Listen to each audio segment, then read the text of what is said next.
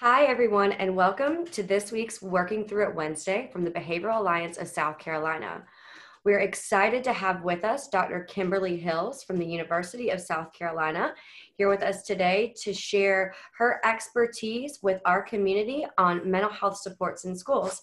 So thank you so much for being with us today, Dr. Hills. How are you? I'm good. I'm happy to be here. I'm excited to share things that I've learned throughout my journey. Awesome. Well, for those of you that are participating with us today, you'll notice that there is a QR code at the bottom of your screen. We'll show this again at the end of the presentation, but if you could go ahead and click that so that you'll have access to our post survey so you can provide us feedback on what you enjoyed about today's presentation so that we can continue to create this content. We would greatly appreciate it.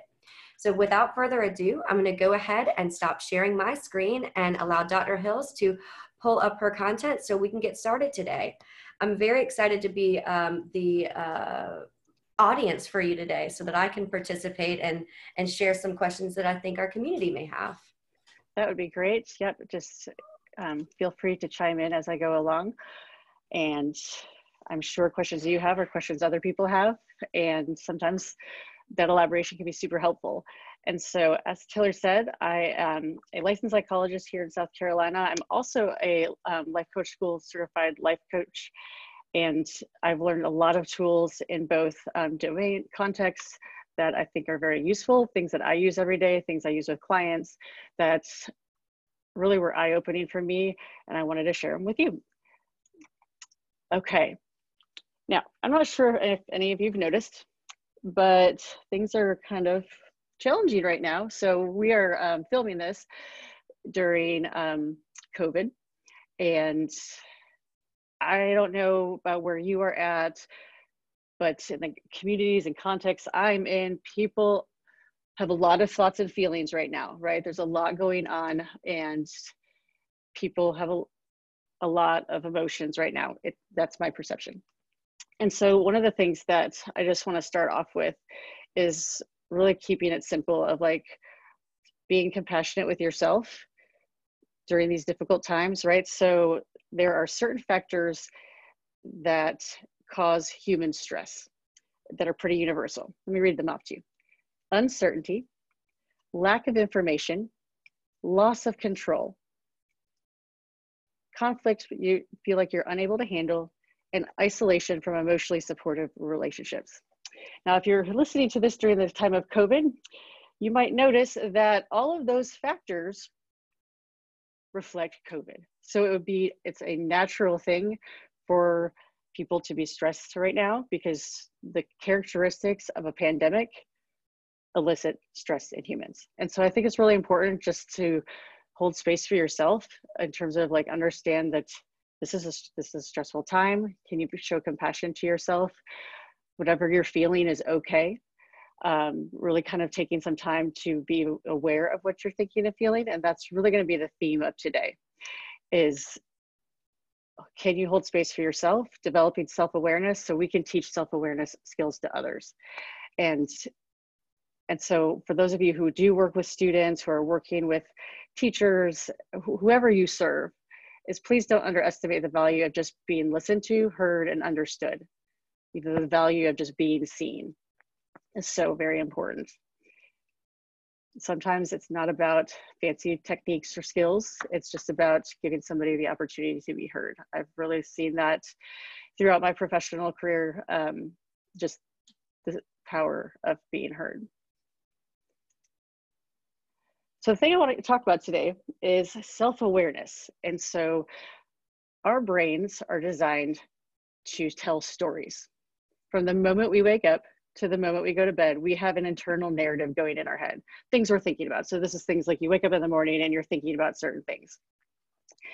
And most of them are on default, meaning that they are just programs. Kind of think of a computer program that just runs automatically. You know, you turn your computer on and there's a program that somehow runs automatically and opens my email. I have no idea how the computer does that. It just does it, right? And same thing with our brains is over time, we have developed these internal narratives. Where do they come from? Many different places, you know, things we've learned growing up, things we've heard. I could go on and on about that. What's most important here is Are you aware of what your internal narrative is and the importance of developing awareness around that? And so that's going to be the theme today, is developing self-awareness around our internal narrative. What is the story we're telling ourselves?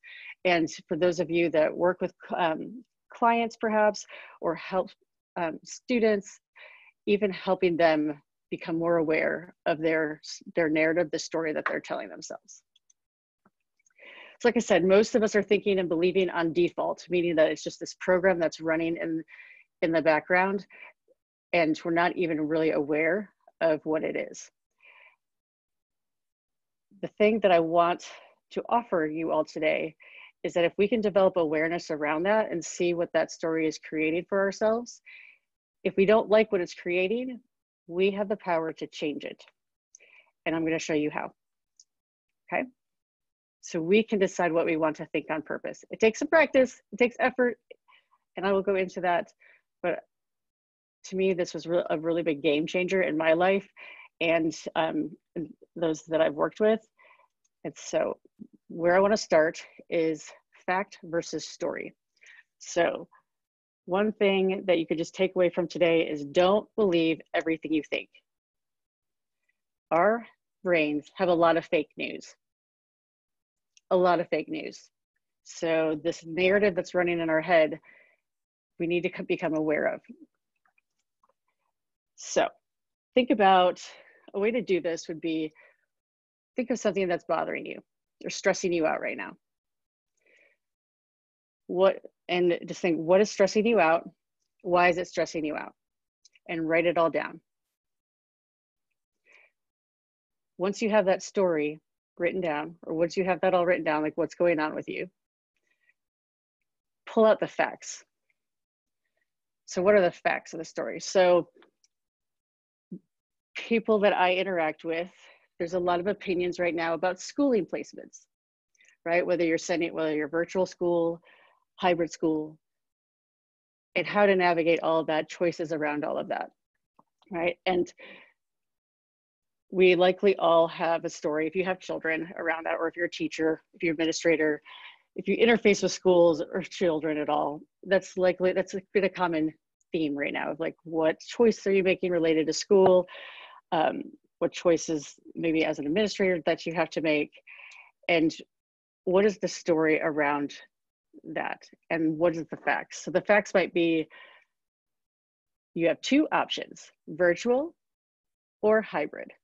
In my surrounding area in Columbia, those in some districts are the choices.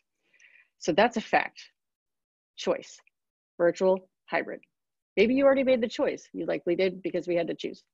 So whatever you chose, let's say you chose virtual. If anything about that virtual schooling is stressing you out, what is it, right? Or whatever it is, what's everything else that you have in your brain about it is just a story that your brain is telling you, right? And so what is the story you are telling yourself about COVID or this pandemic? That's a good one, right? A pandemic's pretty universal right now. What's the story in your brain about this pandemic? What are you making it mean, right? So sometimes we might make it mean that we can or can't do something, or that we just can't focus right now. Or what are we making it mean? And can we pull out the facts? Now, the reason this is so important is because our brains default to believing the story that we tell ourselves. So what I mean by that is that our brains think the story we have is the fact. And our story is reinforced because we can find all kinds of proof, right? So what happens is whatever we're believing about the pandemic and what we're making it mean, we often have friends that make it mean similar things. Fancy that, right? So we can find all kinds of people that agree with us, which further kind of reinforces the story in our head. But what's important is that we recognize that it's a story, and our brains don't default to this naturally. Our brains think the story is the truth. If you even think about politics right now, right? Whatever side you're on, you likely have a very firm belief and this is, you know, the right thing to do. This is the right way to go. But somebody else doesn't. Somebody else might have a different view. You both have different stories and sentences in your brain. And so it's important, just like, what is my internal narrative? When I wake up in the morning, what is my internal narrative? What's going on in my brain? Can I gain some awareness around that? Okay. One of the things in mental health that we talk about, and is a good coping skill, especially right now during the pandemic, is focusing on what you can control. Our brains love to focus on what we can't control, and they love to whine about it. At least mine does, right? They love to whine about it. Our brains just wake up and it's like, this is impossible, and focusing on things that we can't control. So if we can focus on what we can control and learn about how our thoughts, feelings, and behaviors are connected. So those of you in the area of mental health might think of CBT when you, cognitive behavioral therapy, when you hear me say that, this is aligns with that. But there's one thing that I learned here in the last 5 or 6 years that really changed the game for me in relation to understanding thoughts, feelings, and behaviors, is that we think our stories are facts often, but it's not a fact. And what we can control is what we tell ourselves, the story we tell ourselves, and whatever we're telling ourselves, or the sentences in our brain, is what determines how we feel. So if we focus on one aspect of the pandemic, it might create a certain feeling. If we focus on something we don't like about the pandemic, it might create a not so great feeling. And when we're in that feeling state, what do we do or not do? And if we can gain some self-awareness around what story we're telling ourselves, and look at, okay, well, when I'm in this story, how do I feel? What do I do? If we can't control the neutral facts of what happens to us, we can only control what we think, feel, and do. Some might argue that we can't control this to a certain extent, but we can learn to control a lot of it. It just takes practice, and we're not taught this skill. Most of us are taught that circumstances make us feel certain ways. But if we can intervene at this level of like, what story are we telling about the circumstance? What are we focused on related to our circumstance? And can we shift it? And so we can choose to focus on the really hard things about the pandemic. There's nothing good or bad about either one. It's just, if we're focused on what's really stressing us out, how does that make us feel? And what do we do when we are in that feeling state? And do we like what that creates for us? Versus if we shift to a different story, how does that change the outcome? So I'm going to give you an example. Maybe some of you can relate, but when back in March, right, when schools closed and many of us were now homeschool teachers and employees or homeschool teachers, even that alone, surprise, you have multiple kids at home, educating them, surprise. With my situation, I was working and had a child at home. And when I woke up in the morning, my brain offered me the story of, this is impossible. How in the world are you supposed to work full time and homeschool a child? And I mean, no. It went on and on. And when I focused and stayed in that story, I would feel despair, annoyed, like very frustrated. And it really would lead me to more rumination of like how bad this is, how terrible. I would just sit there and spin, like, and look for all the evidence of how this is so impossible. Even though in reality, I made it happen, right? And so what I came to understand or like recognize is like, look, if I stay in that story, I don't get much, it's not useful. And so I would almost be ready for it in the morning. Morning comes, what does my brain offer me? This is impossible, this is terrible. And I would just shift it and be like, yeah. Can we like develop some self-awareness around the stories in our brain and then detach from them and be like, I know brain, I know you think this is terrible, but we're going to focus on what we can control, or we're going to focus on it this way. And so again, like, it doesn't necessarily need to be like, think positive, but how can we think about this differently that is more useful? And so that's kind of the main theme of what I want to offer you today, is a lot of like some of the resilience types of skills focuses on like thinking positively. Nothing wrong with that. If it works for you, great, right? But sometimes it's difficult to think positively, right? Especially if we don't believe it. And so when thinking about thinking differently, or how do we think more useful? And so, like I said, when I woke up and that story was presented to me about how this is impossible to work full time and have a child at home and homeschool, I didn't get the best outcome with that story.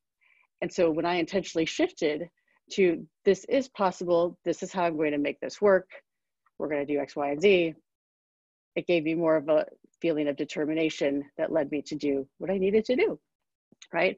And so this is what we can control. We can't control the pandemic. So to me, this pandemic is a really good example of like the circumstance of fact, is we can't control it. All we can do is control the story that we tell about it and how we show up, like how we show up in terms of our behaviors. It doesn't feel like it because most of us are just operating on default. We're just waking up and kind of running through the same thought story programs that we have in our head. Some of them are useful, some of them aren't. And so the ones that I challenge you to develop awareness around are the stories that aren't useful. Because so whatever really bothering you or getting in the way of what you want, it's likely due to a story in your mind. It could be due to, it's like, you know, issues with feelings or actions and behaviors. But today, the focus I want you to think about is, what is the story narrative in your mind? Okay.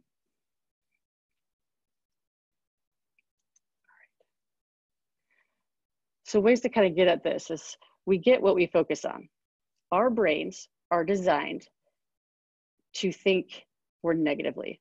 I don't know why this is, but it is. And the reason, one of the reasons that's hypothesized that it does that is because our brains, evolutionarily speaking, are designed to keep us safe. Like, we got to scan our environment, keep us safe, keep us fed, basic needs. And whenever there's a crisis or a situation like a pandemic, our brains go on hyper alert. And if we're not conscious and intentional, they're going to focus a lot more on what we don't want than what we do want. And so I think it's helpful just to remember that our brains tend to focus more on what we don't want, what we don't like, what's wrong, versus what's right. And so one strategy that is useful at all times, but especially during the pandemic, is equal airtime. And that means your brain might default, like mine did when I woke up, about how impossible this was going to be, and it's terrible, and on and on and on. And who's to blame? We always want to find somebody to blame, by the way. Our brains like to do that as well. It's one thing to recognize that story, but then also shifting and giving equal airtime to what's going right, right? What's useful about the situation? What's positive about the situation? If we don't like to get, if we can't even get to be what's positive, what's going right today, right? And so really trying to be the boss of your brain and not let it have a party at your expense is being on to what our brain is telling us, and can we shift it and question our thinking? Our brains believe what we think. If that leads to good outcomes, keep on thinking it. But oftentimes the things that we don't want in our life, or the results that we're getting that we aren't happy with, are due to thinking errors. Like, our thinking is influencing that result that we're getting. And can we develop some self-awareness around that and really question what we think? Is it true?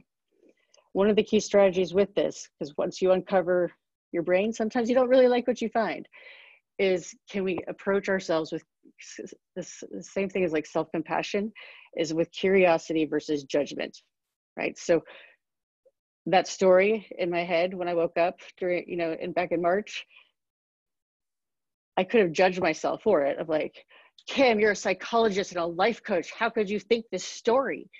You should be more evolved than that or whatever, right? I could do that. Or I could just say like, my brain's offering me this story. It's not really getting me anywhere useful. Maybe I should shift to a different story. What could that story be? What might be a more useful story? And I literally have this on post-it notes and cued in, even to this day, of trying to prompt myself, what story am I operating from right now? Because you want to develop conscious awareness. Most of us are just going through our days almost on default. So if we can gain conscious awareness around what our thinking and our narrative is, especially in the things that are problematic for us, that is a very important first step in trying to change things, trying to improve how we feel, trying to improve what we're doing. And so I encourage you, as you develop self-awareness around your thinking, is that you approach yourself with curiosity, not judgment. And this is also true when it comes to holding space for our feelings. I'm not going to get into feelings too much today, but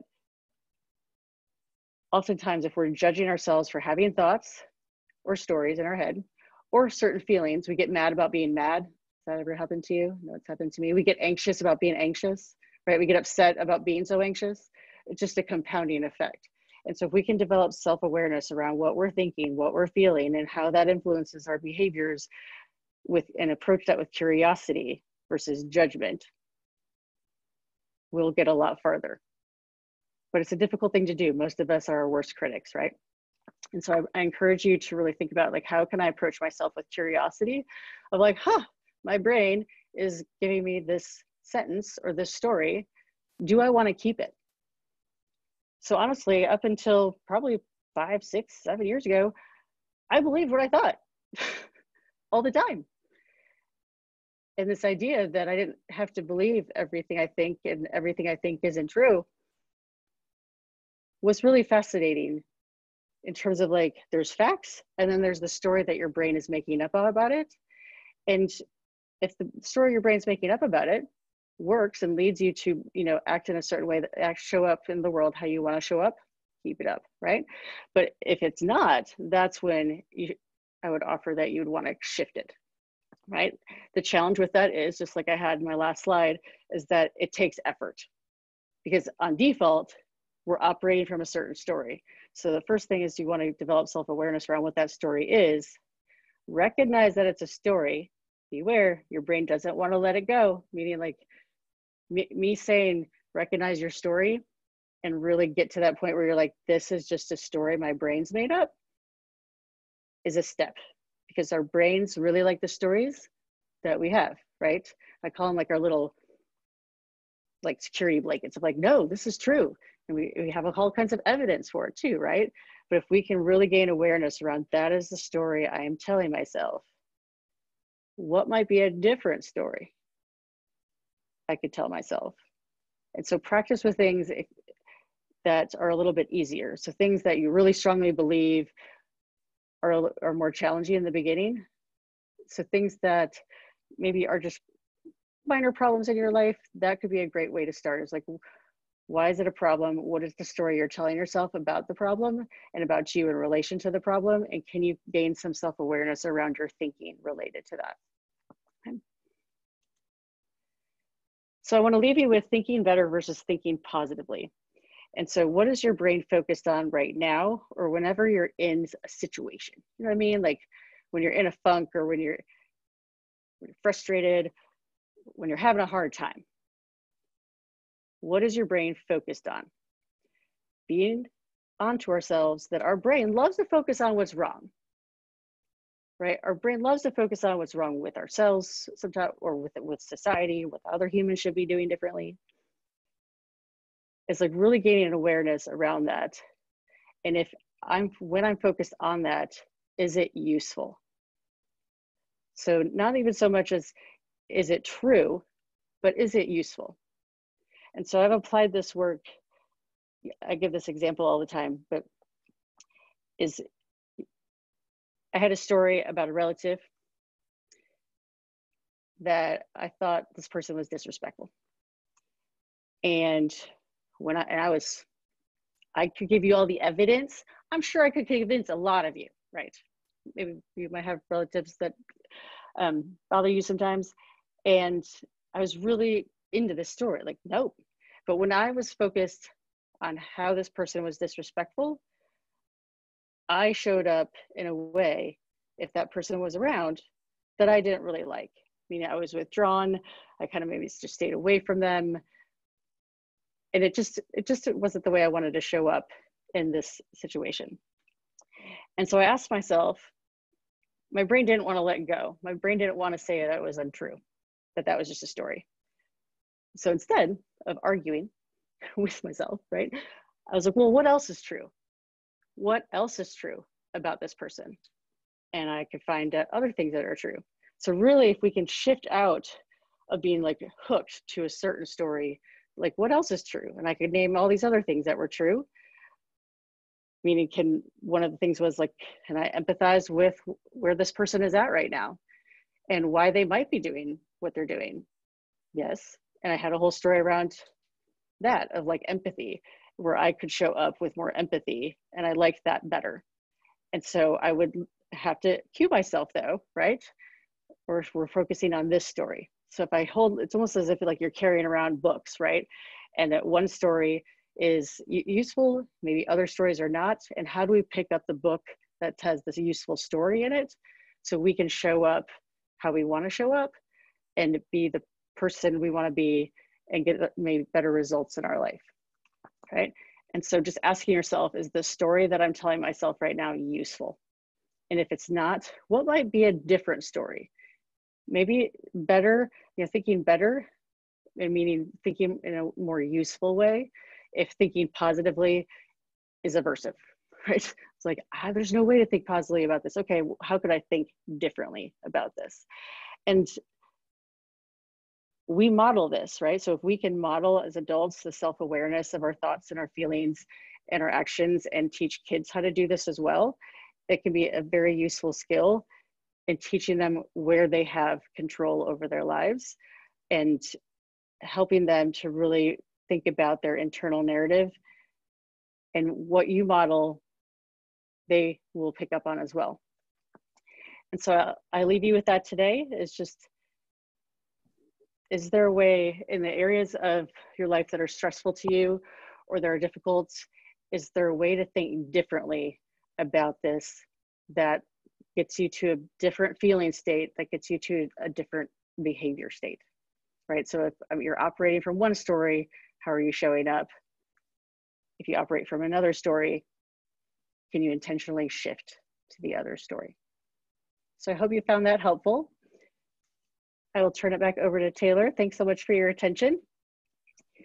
And I wish you all very well. And for all of you who are listening to this, I appreciate sincerely all the work that you are doing. So Taylor, I'll turn it over to you. Thank you. No, I was really engaging to be able to share this space with you, and I was writing down all kinds of little tidbits and notes from what you shared. So I'm hoping that our audience feels the same way, and I'm certain that they do. One thing I really love the idea of, thinking on purpose, right? Like being able to be in your own domain. I don't know why that resonated with me in such a powerful way. And one of the curiosities I had, I imagine some of our audience members may have, is, you shared that this is a great skill, and it's certainly something that we have to learn and be taught. I'm wondering, how young do you think we could start having these conversations about training your brain to think usefully or differently?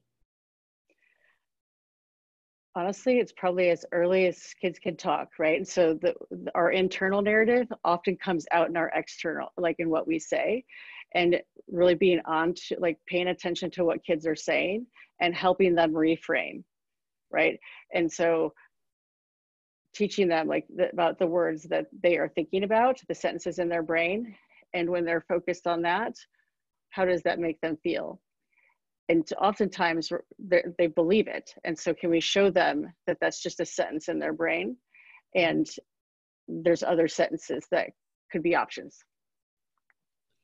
I love that. I feel that this is such an applicable skill to teach, at the start of your classes. What story do you have that's driving you today? Is it useful for you when we've got, X, Y, or Z that we've got coming up, whether it's a test or a project or something like that? I could see that applying in so many ways. And for all of our school counselors and school social workers, being able to help young people to shift their narratives when they come in and they're feeling overwhelmed, whether it's because of COVID, as so many of us are, or it's the other things that are natural offsets of being a young person, navigating those relational dynamics with your teachers and with your peers and with your family system.